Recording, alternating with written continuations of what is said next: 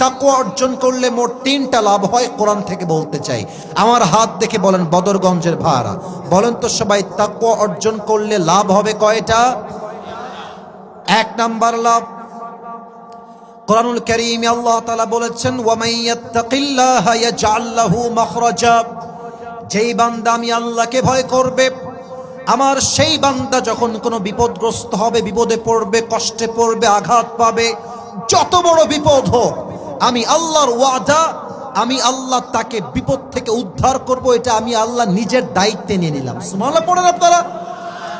ওয়া মাইয়াত্তাকিল্লাহা ইয়াজআল লাহু মাখরাজা, whoever fear of his Lord, Allah will make a way out for them. যত বড়ই আঘাত হোক, যত বড়ই বিপদ হোক, এই তাকওয়ার জন্য বিপদ থেকে আপনাকে উদ্ধার করবে একজন। আওয়াজ দিয়ে বলেন সবাই, তিনি কে?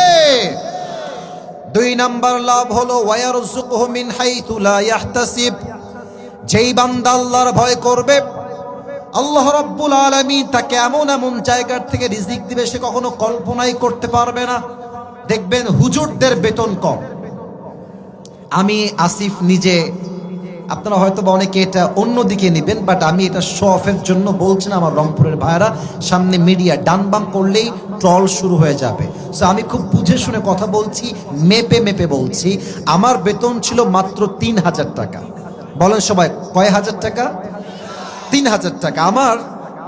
আমি বলছি না আমি খুব মুত্তাকি, বাট এতটুকু বলতে পারি যে আল্লাহর ভয় আমার অন্তরে একটু হলেও আছে। আমার বেতন ছিল 3000 টাকা। আমি, বিশ্বাস করেন প্রিয় ভাইরা, আমি যে বাইকে তেল ভরবো এই টাকাও আমার কাছে ছিল না। একটা পর্যায়ে কি হলো, আমি আমার আব্বাকে বললাম, আব্বা তোমার এই ভাঙড়ি গাড়ি তুমি তোমার কাছে রাখো, আমার দ্বারা এইটা আর চালানো সম্ভব না, আমার কাছে তেল ভরার টাকাই নাই, আমি আজ থেকে হেঁটে হেঁটে ক্লাস করব, হেঁটে হেঁটে বাসায় আসবো, এটা আমার নিয়ত ওই সময়। ইভেন আর একটা কথা বলে ফেলি, আমার আব্বা একজন খতিব এবং আমার আব্বা একজন মাদ্রাসার প্রিন্সিপাল। বেতন অন এন অ্যাভারেজ আমার বাবার ছিল সেই সময়ে সর্বমোট মাদ্রাসা এবং মসজিদ মিলিয়ে 15,000 টাকা। আমার বড় বোন আছে, আমার ছোট বোন আছে, আমি হলাম ভাই। এই হচ্ছে আমাদের 3 সন্তানের এবং বাবা মায়ের এই 5 জনের সংসার। একজন মানুষের ইনকাম হচ্ছে 15,000 টাকা, ফ্যামিলির মেম্বার হচ্ছে 5 জন। ভাই আপনারাই কোন এই দেশে 15,000 টাকা দিয়ে 5 জন মানুষের সংসার কি চলে? ছি ছি, এত আস্তে কথা বললে কারে ওয়াজ করি? 15,000 টাকা বেতনে কি সংসার চলে এই দেশে? বড্ড অভাব ছিল, সত্য কথা, বড্ড অভাব ছিল। ইভেন এমনও সময় গেছে যে আমি যে ভালো জুব্বা পরে একটু ক্যামেরার সামনে ভিডিও করব, আমার কাছে ভালো কোনো জুব্বা ছিল না। আমার বন্ধু, তার নাম হচ্ছে আবু হুরায়রা, তার জুব্বা আমি ধার নিয়ে নিয়ে পড়তাম। বিশ্বাস করেন, আমার কাছে সাইকেল কিনে চলতে হবে, আমার পরিস্থিতি হচ্ছে এইরকম। বাট আল্লাহ তাআলা জাস্ট 2 বছর ব্যবধানে আমাকে এতটা উপরে উঠাই দিয়েছেন যে আমি 2 বছর পরে আমার অ্যাবিলিটি এত বেশি হয়ে গেছে যে আমি আমার টাকা দিয়ে অর্ধ কোটি টাকার গাড়িও কিনতে পেরেছি। এটা শো অফ না, ওয়াল্লাহি শো অফ নয়।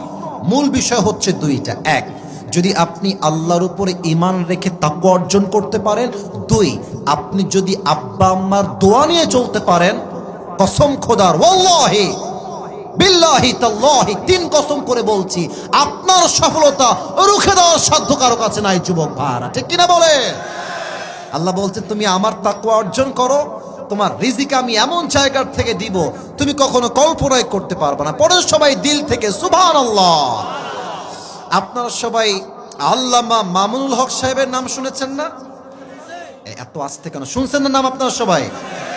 ভাই, এই দেশটা হচ্ছে সেই দেশ যেই দেশে আপনি যাকে নিয়ে যত ট্রল করবেন, যাকে আপনি যত নামাবার ট্রাই করবেন, দিন শেষে সে একটা টপ ব্র্যান্ড হয়ে যাবে, ঠিক কিনা বলেন? ইসরে, আপনারা ভুলে গেছেন, আমি কিন্তু ভুলি নাই। মামুনুল হক সাহেবকে সেই রুম কাণ্ড এক মহিলাকে নিয়ে কি পরিমাণ বেইজ্জতি তারা করেছে যুবক ভাইরা।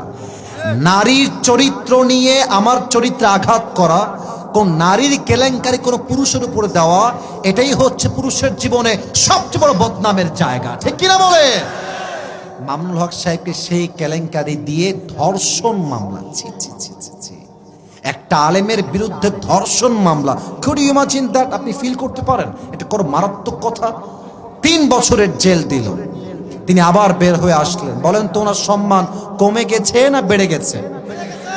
এখন যেখানেই যাবে জাস্ট নাম শুনবে মামুনুল হক আসছে, লক্ষ লক্ষ মানুষ এক মাঠে জামায়াত হয়ে যাবে, ঠিক কিনা বলে?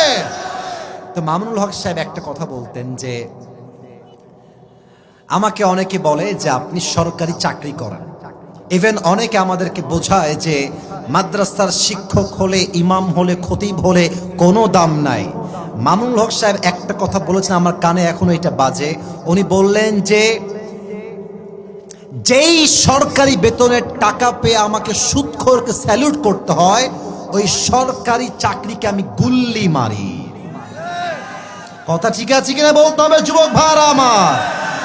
আমি ভ্যান চালাই খাবো, আমি রিক্সা চালাই খাবো, আমি মুড়ি বেচে খাবো, বাট হারামের টাকা অর্জন করব না, কারো পায়ের গোলাম হয়ে আমি থাকতে পারবো না, ঠিক কিনা বলে? আমি মানছি হুজুরদের বেতন কম, আমি মানছি 7,000 টাকা বেতন, 10,000 টাকা বেতন, বাট যেহেতু হুজুরদের মাঝে তাকওয়া আছে, তাদের এই অল্প বেতনে বরকত দিয়েছে এক সত্তা। আওয়াজ দিয়ে বলেন সবাই, তিনি কে? সর্বশেষ লাভ বলেই আমি তাকওয়ার ডেফিনেশন দিতে চাই। তাকওয়া আসলে কাকে বলে?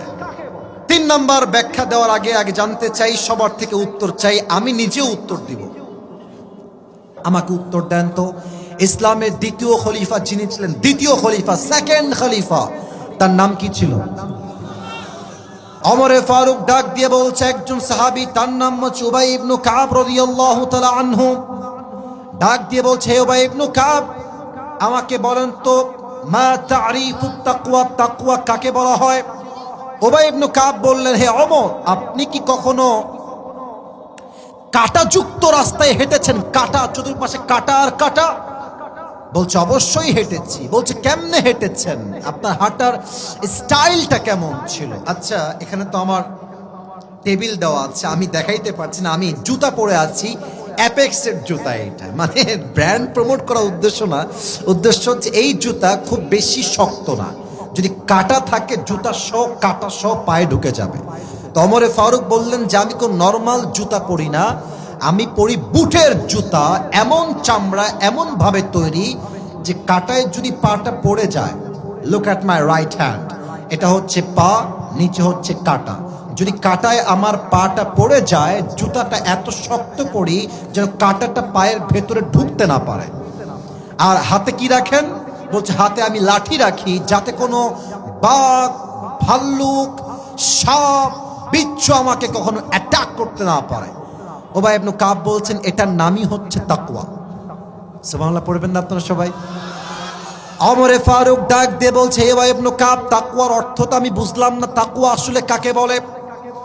এবার উবাই ইবনে কাব ডাক দিয়ে বলছে, ইয়া খলিফাতুল মুসলিমিন, জঙ্গলে চলতে গেলে যেমন কাঁটা আছে, রাস্তাও আছে, বাঘ আছে, ভাল্লুক আছে, আবার ভালো জায়গাও আছে। দুনিয়ায় চলতে গেলে একদিকে আছে হালাল, আর একদিকে আছে হারাম। Decision is totally yours. Which one you wanna select for your life? আপনি নিবেন কোনটা, এটা আপনার সিদ্ধান্ত। দুনিয়াতে হালালও আছে, হারামও আছে। বলেন তো সবাই, প্রেম করা হালাল না হারাম? আরে বেটা হালাল। হালাল কবে? বিয়ের আগে না, বিয়ের পরে। আপনারা সবাই জানেন যে